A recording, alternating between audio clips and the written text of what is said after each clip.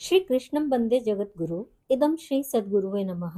वाङ्मय नंबर 10, गायत्री साधना का गुह्य विवेचन, ऑडियो 71।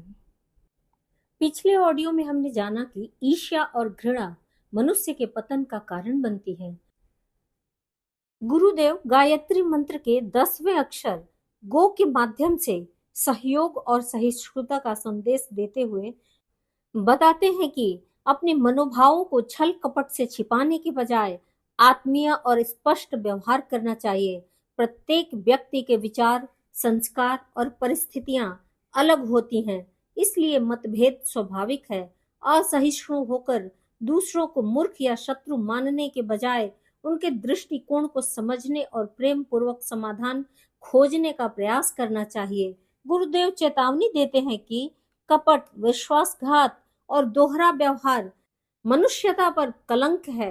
सत्यनिष्ठा, वचन पालन और ईमानदारी ही सच्चे मनुष्य की पहचान है। वे यह भी बताते हैं कि घृणा का मूल कारण हमारे भीतर के ही दुर्गुण है।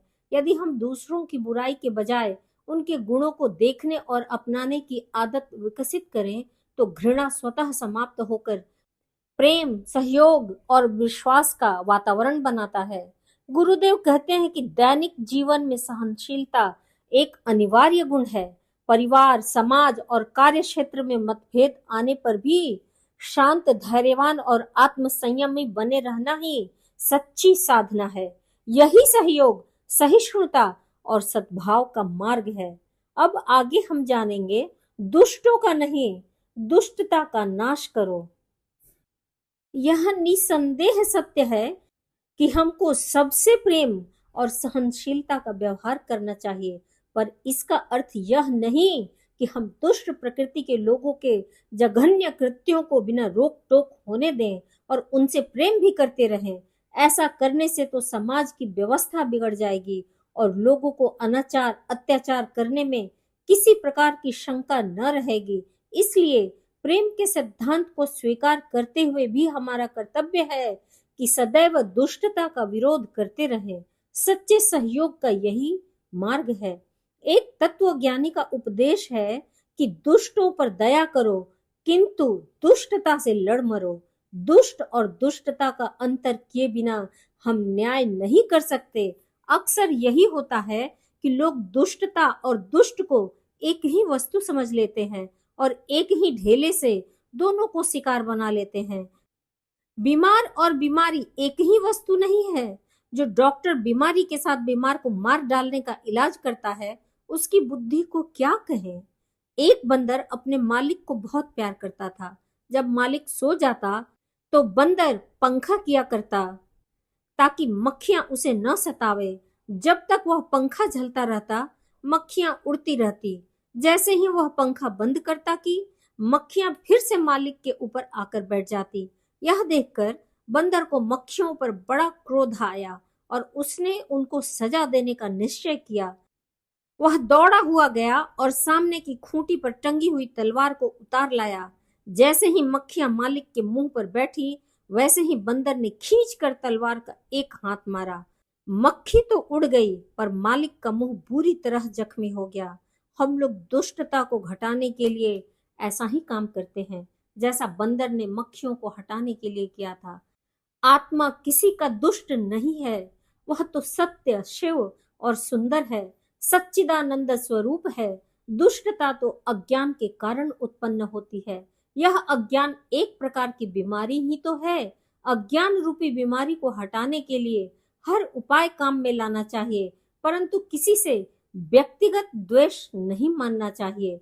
व्यक्तिगत द्वेष भाव जब मन में घर कर लेता है, तो हमारी निरीक्षण बुद्धि कुंठित हो जाती है। वह नहीं पहचान सकती कि शत्रु में क्या बुराई है और क्या अच्छाई है। पीला चश्मा पहन लेने पर सभी वस्तुएं पीली दिखाई पड़ने लगती हैं।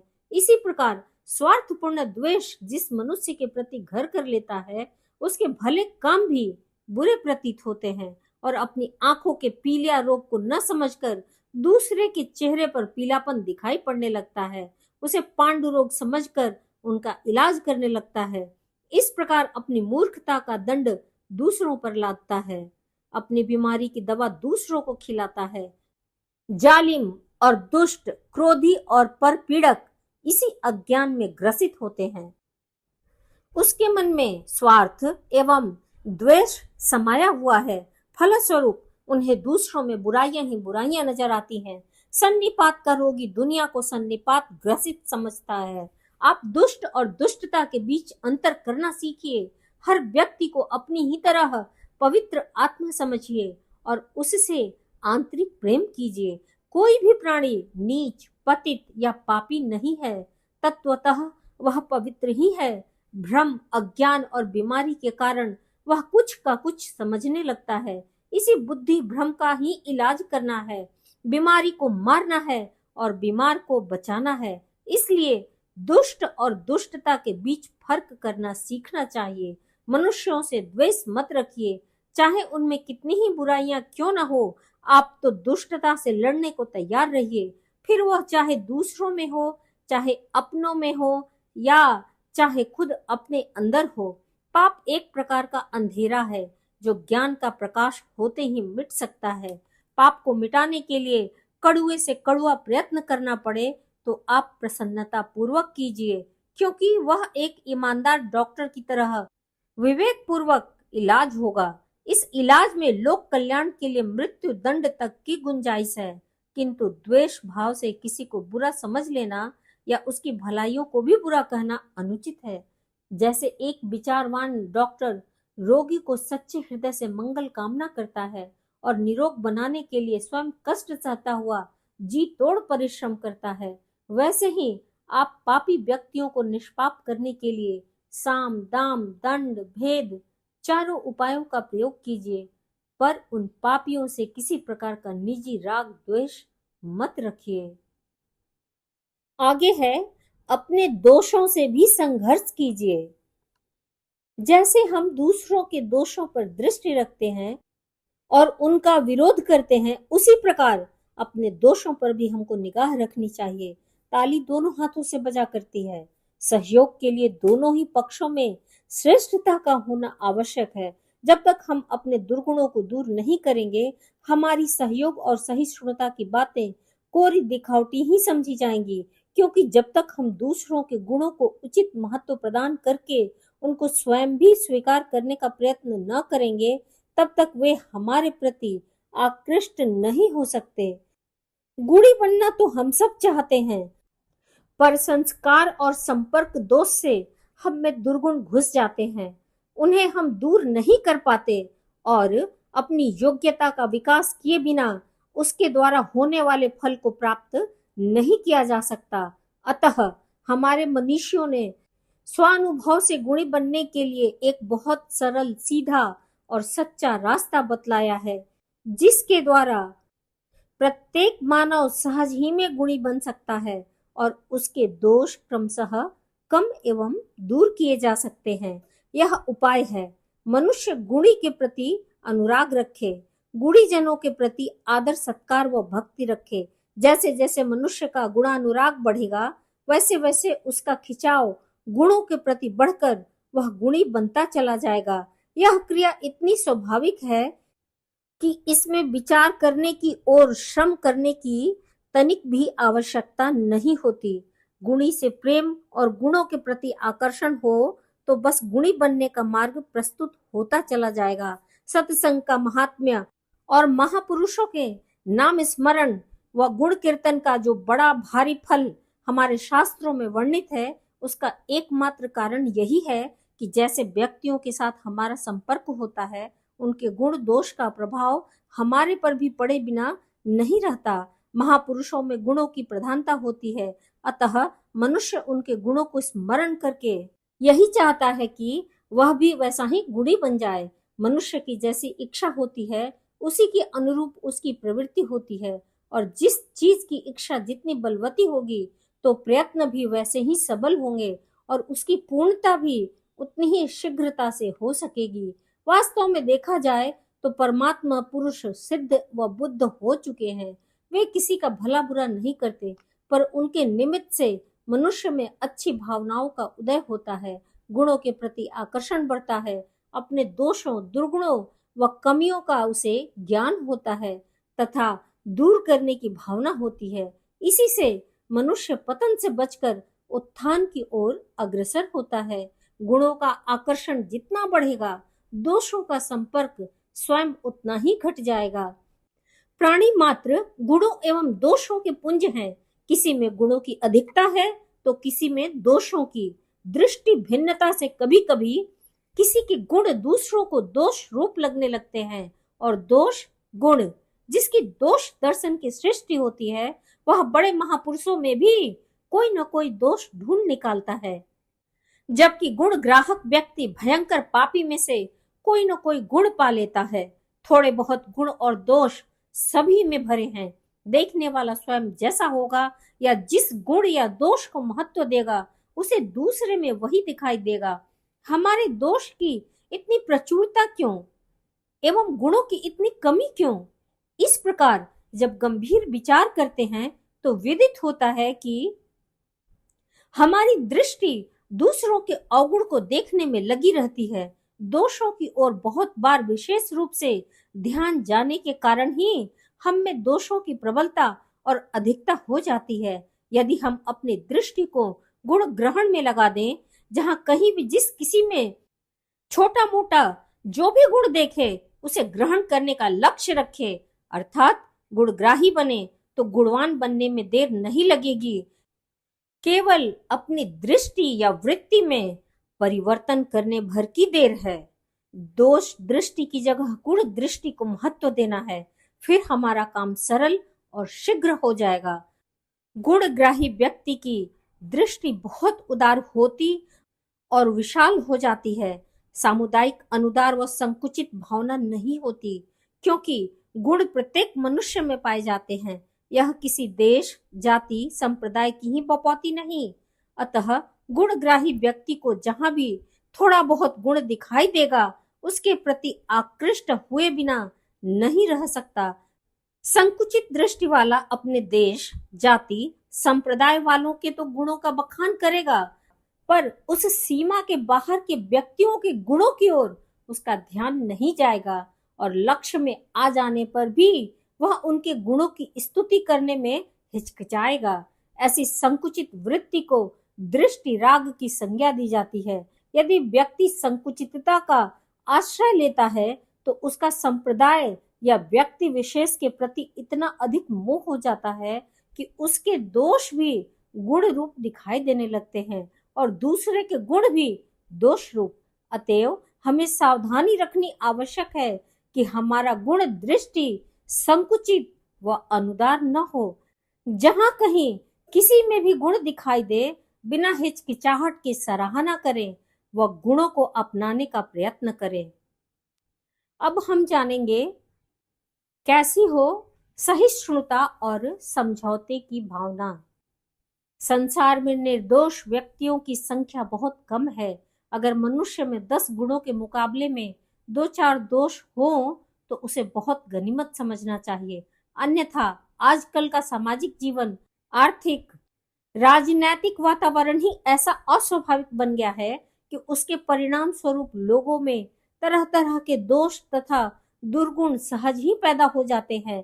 ऐसी दुनिया में अगर सुधार का, सहयोग का इच्छुक, सहिष्णुता और समझौते की भावना से काम लेना नहीं जानता तो वह सफल कदापि नहीं हो सकता। अगर हमको समाज में अथवा अपने व्यक्तिगत क्षेत्र में सहयोग की भावना की वृद्धि करनी है तो उसके लिए लोगों की निर्बलताओं, त्रुटियों को क्षमा करते हुए ही काम निकालना पड़ेगा। इससे सदैव सबके साथ सहृदयता का व्यवहार करना आवश्यक है, जिससे वे हमारे मित्र बने रहकर धीरे धीरे हमारी बातों पर ध्यान देकर अपना सुधार करने में समर्थ हो सके। सबकी बुद्धि एक समान नहीं है। आत्मनिरीक्षण करने की, अपने आप को जांचने की योग्यता हर किसी में नहीं होती। स्वर्गीय डॉन टॉमस कहा करते थे कि इस दुनिया में 90% आधे पागल रहते हैं। आधे पागल न भी हो तो भी इतना तो निश्चय ही मानना पड़ेगा कि आत्म परीक्षण करने और वस्तु स्थिति को समझने की योग्यता बहुत कम लोगों में होती है। वे भावावेश, कल्पना की उड़ान और स्वतंत्र धारणा के अनुसार अपने अपने मत निर्धारित करते हैं। इस मत निर्धारण में विचारशीलता की नहीं वरन अंधविश्वास की प्रधानता होती है। जहां विचारशीलता की प्रधानता है, वहां गलती समझने, स्वीकार करने की क्षमता होगी। किंतु ऐसे सौभाग्यशाली पुरुष अभी इस भूतल में उंगलियों पर गिनने लायक हैं। अधिकांश तो असंस्कृत मस्तिष्क के ही पड़े हुए हैं। व्यवहार उन्हीं से पड़ता है। ऐसी नीति और कुशलता से काम न लिया जाए तो अच्छे परिणाम की आशा नहीं की जा सकती। जब आपको किसी की गलती बतानी है तो पहले उसके साथ सहानुभूति प्रकट करिए। जिस स्थिति में वह गलती हुई, उस स्थिति की पेचीदगी के कारण वह वैसा करने को मजबूर हुआ, ऐसा प्रकट करिए। क्योंकि यदि जानबूझकर भी उसने गलती की है तो वैसा कहकर उसकी लोक लज्जा को नष्ट करना उचित नहीं। क्योंकि अपने को मूर्ख सिद्ध न होने के लिए वह दुराग्रह करेगा और गलती को गलती ही साबित न होने देगा। उल्टा दुराग्रह उसका समर्थन करेगा। लड़ झगड़ कर आप अधिक से अधिक किसी को चुप कर सकते हैं, पर इससे वह इस बात को मानने के लिए मजबूर न हो जाएगा, वरन अपने अपमान का बदला लेने के लिए उसी पर अड़ बैठेगा। उस समय की परिस्थिति से मजबूर होकर, दबाव से, अन्य कारणवश वैसा करना पड़ा होगा। ऐसा कहने से गलती को स्वीकार करना सरल हो जाता है। गलती बताकर अपनी बुद्धिमानी साबित की जा रही है, ऐसी आशंका भी उसके मन में मत उपजने दीजिए। जिस प्रकार की भूल उस आदमी से हुई है, वैसी अन्य लोग भी करते हैं या कर चुके हैं। ऐसे उदाहरण बताने से गलती स्वीकार करने में उसे विशेष हिचकिचाहट नहीं होती। यदि आपसे स्वयं वैसे ही या उससे मिलती जुलती कोई भूल हुई है तो उसका उदाहरण देकर सुनने वाले को निश्चिंत कर सकते हैं कि उसको नीचा साबित करने के लिए वह बात नहीं कही जा रही। आम लोगों के सामने इस प्रकार के वार्तालाप करने की अपेक्षा एकांत में करना अधिक उपयोगी है, क्योंकि वहां प्रतिष्ठा घटने की अधिक आशंका उसे नहीं रहती और सच्चाई की तह तक पहुंचने में किसी हद तक मार्ग सुगम हो जाता है। जिसने गलती की है उसे अपराधी या पापी कहा जा सकता है, पर ऐसा कहना हानिकर है, क्योंकि इससे उसके तामस स्वभाव को प्रोत्साहन मिलेगा। जब अपराधी, पापी, दुष्ट, मूर्ख, दुरात्मा, नालायक उसे साबित किया जा सकता है तो हो सकता है कि अपने सद्गुणों और सात्विक स्वभावों की संभावनाओं पर अविश्वास करने लगे और निर्लज्जता पूर्वक दुर्बुद्धि लोगों की श्रेणी में खड़ा होकर अधिक नीचता पर उतर आवे। इसलिए गलती को भूल के नाम से ही पुकारिए। पाप और अपराध का कर्ण कटु नाम प्रयोग मत कीजिए। भूल को सुधारना आसान बनाइए। त्रुटि रहित जीवन की महत्ता बताइए और उसे फिर से सुधारने के लिए प्रोत्साहित कीजिए। जिसने गलती की है वह अपने को पवित्रता से रहित और सुधरने में असमर्थ समझने लगता है। इस धारणा को धैर्य बंधाकर, गलती को छोटी बताकर, प्रोत्साहन देकर जैसे भी बन सके दूर करना चाहिए। कटु वचन कहकर किसी का दिल तोड़ देना आसान है, ऐसा तो एक बेवकूफ भी कर सकता है। आपका कार्यक्रम ऊंचा होना चाहिए। दिल बढ़ाने का, सही मार्ग पर लाने का प्रयास कठिन है। आपकी बुद्धि को यह चुनौती दी जाती है कि वह कठिन प्रयास द्वारा उपयोगी कार्य संपादन करके अपनी महत्ता साबित करे। किसी को हुक्म मत दीजिए, तुम यह करो, तुम वह करो। हुक्म देने का तरीका सेना में अच्छा समझा जाता है, परंतु सामाजिक जीवन को हम लोग सैनिक की तरह नहीं, वरन सहयोग के साथ, भाईचारे के आधार पर व्यतीत करते हैं। इसमें हुक्म देने की पद्धति कारगर नहीं होती। वेतन भोगी नौकर भी यही चाहता है कि मुझे केवल मशीन का जड़ पुर्जा न माना जाए।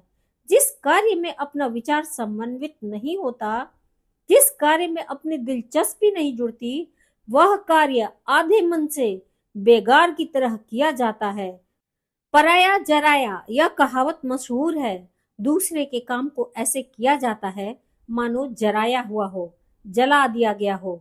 साधारणतः हुक्म बजाने में अपनी लघुता साबित होती है और लघुता परवशता के विरुद्ध विद्रोह की इच्छा उठा करती है।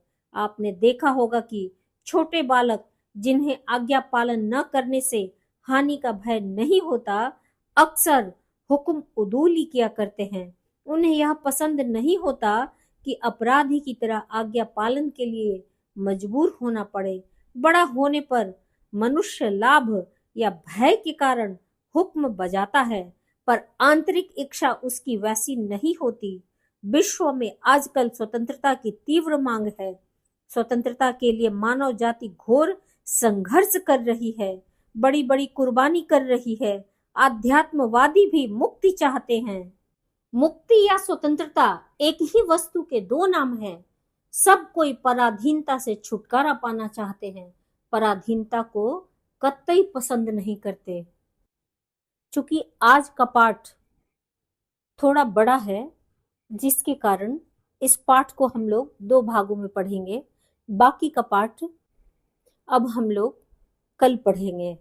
पर आज के इस स्वाध्याय में हमने यह सीखा कि हमें दूसरों की बुराई देखने के बजाय उनके गुणों को देखना चाहिए और अपने दोषों को दूर करने का प्रयास करना चाहिए। हमें व्यक्ति से नहीं, उसकी दुष्टता से संघर्ष करना है। प्रेम, सहिष्णुता और सहयोग से ही सच्चा सुधार और स्वस्थ समाज बनता है। इसके साथ ही आज का स्वाध्याय यहीं तक। सभी को प्रणाम। 21वीं सदी उज्जवल भविष्य। भारत माता की जय। सभी को प्रणाम। वांग्मय अर्थात साहित्य, शब्द, विचार और भावना का दिव्य संग्रह युग ऋषि गुरुदेव श्री राम शर्मा आचार्य की इस धरोहर को ऑडियो के रूप में सुनने के लिए चैनल को लाइक करें, सब्सक्राइब करें, गुरुवाणी को जन जन तक पहुँचाएं। हृदय से धन्यवाद।